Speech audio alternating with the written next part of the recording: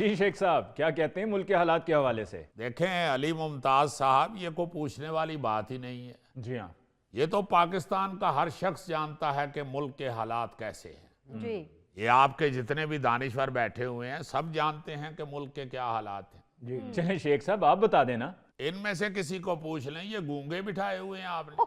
शेख साहब बहुत अच्छे हालात हैं मुल्क के। आपकी शक्ल से तो नहीं लगता अच्छे हैं। मुझे छोड़े, मैं मुल्क की बात कर रहा हूँ। देखें गौरी साहब, मैं खुद यही कहता हूं कि आप इस वक्त बहस छोड़ें, बयानात की बजाय गरीब की तरफ तवज्जो दें। जी मैंने तो ये भी ऐलान किया है कि अगर पूरी कौम में से किसी का कोई मसला हो, आपके साथ किसी किस्म का मसला हो, आप परेशान हैं, तकलीफ में हैं, दुख में हैं, तो फौरन लाल हवेली से राब्ता करें। पिंडी बॉयज बैक इन एक्शन। मैं करूंगा आपके मसाइल का हल, वो भी सिर्फ 3 घंटे में। अच्छा। नोट, आपके तमाम मसाइल को राज में रखा जाएगा। शेख साहब सियासत से किनारा कशी इख्तियार करके आस्ताना खोल ली है। देखें सियासत से कौन कम वक्त किनारा कशी कर रहा है। सारी जिंदगी सियासत में गुजरी है। हाय। स्टूडेंट्स पॉलिटिक्स से शुरू हुआ हूं। सियासत तो मेरी रगों में अली साहब इस तरह दौड़ रही है जैसे वापडा की तारों में बिजली दौड़ती है। लेकिन शेख साहब आपकी सियासत तो इस वक्त बिल्कुल रुक चुकी है। हाँ, तो वापडा की तारों में भी तो कभी कभी बिजली रुक जाती है। जिस तरह वापडा में लोड शेडिंग हो जाती है, इसी तरह सियासत में भी लोड शेडिंग हो जाती है। वाह वाह वाह। इसलिए आप लोगों ने मेरे मामलात से नहीं घबराना। मुझे और मेरे भतीजे को खाम खाब केसों में उलझाया गया, वरना सारी कौम जानती है कि हम ना केसों वाले हैं ना ब्रीफ केसों वाले हैं। लेकिन इतने उलझे होने के बावजूद हम अपनी कौम, अपनी शहरियों को तन्हा नहीं छोड़ सकते। हाय। मैंने इसलिए ये ऐलान किया है कि किसी का कोई मसला हो, लाल हवेली खुली है। वाह। आप जब मर्जी लाल हवेली आके मुझे अपना मसला बता सकते हैं। शेख साहब लाल हवेली में गंदम लेके आए तो पीस देंगे। या जब दिल ते मेरा करदा है रोटियां लाण वाली सीख फड़ के ते तेन वो कोटा फरमाइश करो को करने वाली, कल कलां को गोगा आ जाएगा मेरे मुंडे दी झंड ला दियो। मैं वो मसाइल की बात कर रहा हूं जो एक सियासतदान हल कर सकता है। देखें बात यह है कि शेख रशीद अपनी तकलीफ तो बर्दाश्त कर सकता है, लेकिन अपनी आवाम के दुख नहीं देख सकता। मुझे तो कोई दुख ही नजर आए तो मैं फटाफट आंखें बंद कर लेता हूँ। शेख साहब अखा क्यों बंद कर दे हो? अखा खोल के तो दुख दूर करो। गौरी साहब, आवाम के दुख दूर करना हुकूमत का काम होता है। अल्लाह के फजल से जब हम हुकूमत में होते हैं तो आवाम की खिदमत करते हैं, उनके दुख दूर करते हैं, उनके मसले हल करते हैं। मगर मैं अब क्या कह सकता हूँ इस हुकूमत के बारे में? जैसे आपने कहा कि ठीक चल रही है, मैं भी कहूंगा कि ठीक चल रही है। शेख साहब आपने कहा कि हर किस्म के मसाइल के हल के लिए लाल हवेली में राब्ता करें। बिल्कुल कहा है। ये 3-4 दिनों से मुझे छींकें बहुत आ रही हैं, इसका कोई हल बता दें। देखें आपकी छींकों का तो मेरे पास हल नहीं है, मगर सुना है कि छींकें उस वक्त आती हैं जब कोई याद कर रहा हो। तेनू नहीं मेरा ख्याल है वेखना चाहिए, उस बंदे नू लभ के छेत्र मारने चाहिए ने जेड़ा तेरे वर्गे बंदे नू याद कर रहा। और शेख साहब ऐसे निच बड़ी खतरनाक है। एक कमजोर आदमी है, जोर दी निच आई ते दी कलाबाजी भी लग सकती। जी बिल्कुल। और जुल्फी, मेरा ख्याल है कि फौरी तौर पे अपने महल्ले के करियाने वाले का बिल अदा करो, वही तुम्हें याद कर रहा होगा। यार शेख साहब ने जिन मसाइल के हल के लिए लाल हवेली से राब्ता करने के लिए कहा है, उनमें गरीबी, बेरोजगारी और तालीम के मसाइल हैं। जी हाँ, और मुझे मालूम है कि आप सब में से ना कोई बेरोजगार है, ना कोई गरीब है, और तालीम से भी आपका कोई ताल्लुक नहीं है। नहीं शेख साहब, तालीम से क्यों नहीं ताल्लुक? मेरे घर के बिल्कुल पीछे हाई स्कूल है। वो जो पीछे हाई स्कूल है ना, उससे बचने के लिए अपनी दीवार भी हाई करा लो, क्योंकि जितने तुम तालीम याफ्ता हो, ये ना हो पीछे अंग्रेजी का पीरियड चल रहा और तुम घर में शोर मचा दो अंग्रेजों ने हमला कर दिया है।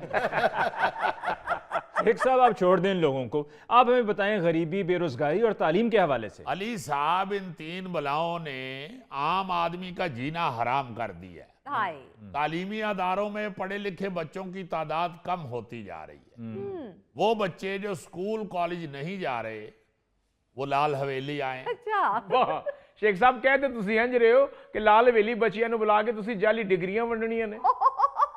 शेख साहब बेरोजगार लाल हवेली में आके कौन सी नौकरियां हासिल कर लेंगे? ओ यार हो सकता है शेख साहब लाल हवेली गिरा के वहां पे नई इमारत बनवा रहे हो, काम तो लभ गया ना सानू। वैसे अली मुमताज साहब मुझे बड़ा अफसोस है आपके दानिश्वरों की सोच सिर्फ मिस्त्रियों के पीछे काम करने वाली।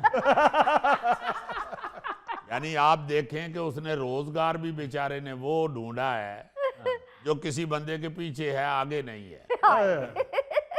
शेख साहब तालीम के हवाले से आपने बड़ी अच्छी गुफ्तगू की है। अली मुमताज साहब, मैंने रावलपिंडी में स्कूल कॉलेज बनवाने के लिए, तालीमी अदारे बनवाने के लिए बड़ी मेहनत की हुई है, लेकिन बदकिस्मती है कि आज पढ़ाने वाले ज्यादा हैं और पढ़ने वाले कम हैं।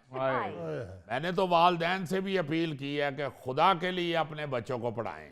बिल्कुल ठीक। अगर बच्चा पढ़ा लिखा नहीं होगा तो मैं आपको ये फिर कहूंगा कि आप एक अच्छी कौम नहीं तैयार कर सकते। जी हाँ। जितनी देर तक आप बच्चों को पढ़ाएंगे नहीं, ये मुल्क कभी भी तरक्की नहीं करेगा, ये यहीं रुका रहेगा। हाय लेकिन बदकिस्मती है कि कॉलेजों में स्टूडेंट्स की तादाद इतनी कम हो चुकी है कि कॉलेज ही नहीं लगते। हाय थोड़े से स्टूडेंट वहां फिर रहे होते हैं, वो लगता है कि ग्राउंड चो कोई सप निकल आया तो महल्ले के बंदे देखने आए। आप बिल्कुल ठीक कह रहे हैं शेख साहब। देखिए कि कितनी कितनी महंगी जगहों पे ये सरकारी कॉलेजेस बने हुए हैं, अरबों रुपया खर्च किया हुआ हुकूमत ने। जी हाँ, और इतनी इतनी बड़ी इमारतों में तालिब इल्म है ही नहीं। वो ऐसे लग रहा होता है कि किसी ने गोगे की रोटी उठा के मुजफ्फर के आगे रख दी हुई। शेख साहब मेरी रोटी को छोड़ें, आप ये बताएं कि आपके केस का क्या बना? गोगा जी, मेरे केस का तो खेस वाला हिसाब हुआ है। वो क्या कहते हैं कि मैं तो खेस को छोड़ता हूँ, खेस ही मुझे नहीं छोड़ता।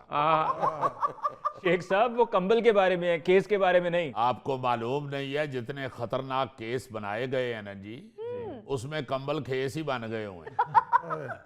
देखें अब क्या बनता है। मेरे केस में 17 तारीख पड़ी है जी सारे केसों की हालत सबके सामने है। मैं तो यार पाकिस्तान में था ही नहीं, इसके बावजूद केस बनाए गए। अली साहब, मेरे भतीजे ने कभी फैसलाबाद देखा ही नहीं, उसे 40 साल की सजा हो गई। मैंने खुद उससे पूछा है, मैंने कहा तुम फैसलाबाद गए थे? वो कहता है जी ये है कहाँ पे? तो मैंने कहा भाई शाहकोट से आगे, चनियोट से पीछे। कहता अच्छा लायलपुर की गल कर रहे हो। आप यकीन माने कि उसे सिर्फ लायलपुर याद है, उसे तो फैसलाबाद का पता ही नहीं। शेख साहब मेरा ख्याल है ਤੁਹਾਡਾ ਗੁੱਸਾ ਤੁਹਾਡੇ ਭਤੀਜੇ ਤੇ ਕੱਢ ਰਹੇ ਨੇ। हाय जाहिर है जी, उसे जब पता ही नहीं है कि फैसलाबाद कौन सा शहर है तो फिर मेरा गुस्सा ही उसमें निकल रहा है ना। छोटी छोटी बातों पे 10-10 साल कैद हो रही है। अब तो लगता है कि खांसने पर भी 10 साल कैद हो जाए। यकीन माने मेरे तो गले में खराश आए, मैं जल्दी से लाल हवेली के पिछले कमरे में घुस जाता। वो क्यों शेख साहब? वो जी एवें खांसी की आवाज सुन के को महल्लेदार जाके हुक्मरानों को ना कह दे कि तुसी तो कहंदे सो असीं हुण शेख नूं खंगण नहीं देंगे, वो तो फिर खंगण दे। ओए होए होए होए, बहुत ज्यादती है जी। शेख साहब ने उम्रे ते भी नहीं जान दे रहे। देखो ना जरा, सही जर्मन चला गया उम्रे ते मैनू नहीं जान दे रहे। शेख साहब ये सही जर्मन कौन है? बहुत बड़ा दानिश्वर, बहुत बड़ा राइटर हुआ है जी। उसके इलाके में उसे सादत हसन संतू कहते हैं। ओ जी, सादत हसन मंटो है, संतू नहीं। मैं जिस दानिश्वर की बात कर रहा हूं उसकी दानिश के हवाले से उसे संतू ही कहा जा सकता है। शेख साहब मेरा तो मशवरा है कि आप बिल्कुल खामोश हो जाएं, हालात में भी तनकीद ना करें, आप चले जाएंगे उम्रे पर। क्या तनकीद करनी है अली साहब? वो क्या है कि अब ना तुम गर्दिश हालात पे तनकीद करो, हो सके तो मेरे जज्बात पे तनकीद करो। मैंने दुश्मन को भी दुश्मन नहीं समझा अब तक, दोस्तों मेरे ख्यालात पे तनकीद करो। मुकर्रर। मुझे मालूम था कि आपको ये बड़ा पसंद आएगा। नहीं शेख साहब मैंने समझ नहीं आई। बस अली मुमताज साहब यही बदकिस्मती है। हाँ। सिर्फ गौरी साहब को ही नहीं, हुकूमत को भी समझ नहीं आ रहा। हाय